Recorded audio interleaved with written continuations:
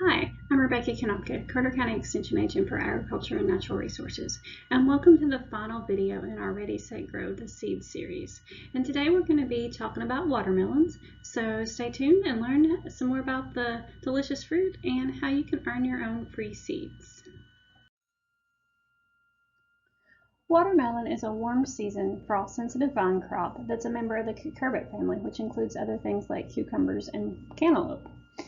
Watermelon is 92% water, and it was first used by ancients as a source of water. Watermelons do require quite a bit of garden area as they vine out.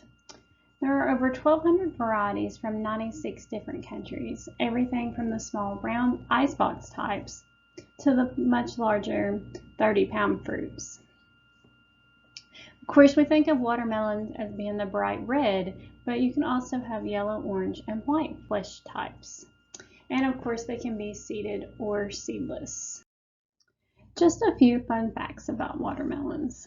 The bright red color comes from lycopene, which is a powerful antioxidant. The first recorded watermelon harvest occurred in Egypt nearly 5,000 years ago. The world's largest watermelon ever produced weighed over 350 pounds and was grown in Sevierville, Tennessee. China ranks first in worldwide watermelon production, while the U.S. ranks 7th. And in the U.S., we produce over $500 million worth of watermelons each year, and Georgia is our top watermelon producing state. The world record for the watermelon seed spitting contest is an amazing 75 feet and 2 inches. Watermelons are low in calories. There's only 92 calories for a 2/3 cup serving, and it's very nutritious. In addition to being high in lycopene, they are also high in vitamin C, vitamin A, and potassium. Of course, before you plant, you'll want to select your site location. Areas that have lighter textured soils are considered best for watermelons, although medium textured soils can be just as productive with good management practices. Watermelons should not be grown on the same ground year after year because of disease problems, and they grow best on land that has not been in tomatoes, peppers, or other vine crops like cantaloupe, squash, and pumpkins for at least 3 years. Make sure your seedbed is well prepared before planting.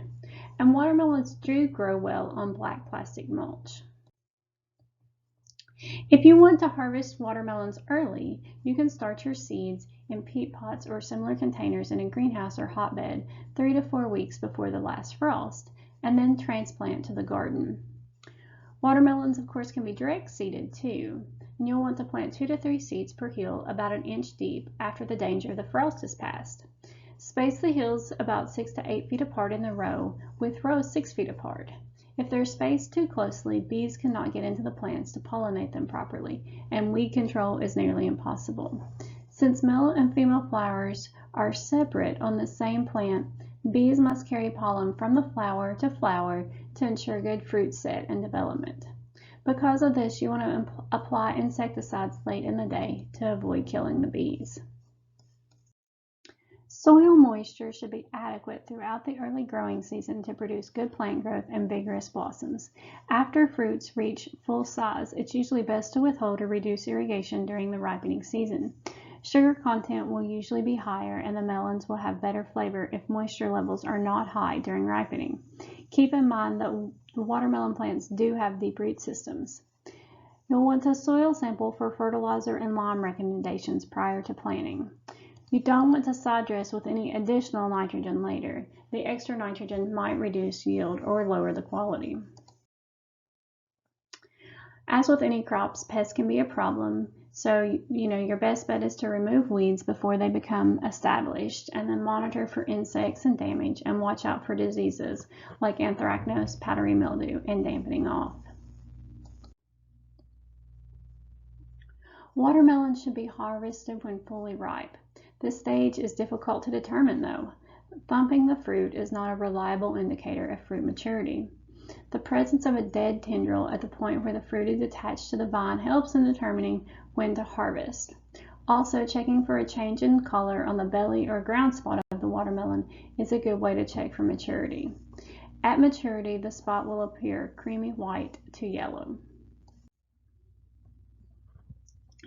Thank you for participating in our Ready, Set, Grow the Seeds series video today. And if you would like to receive some free watermelon seeds, just share this video on your Facebook page and then either call us or email me or send us a private message here on the Ag Facebook page and provide us with your name and address.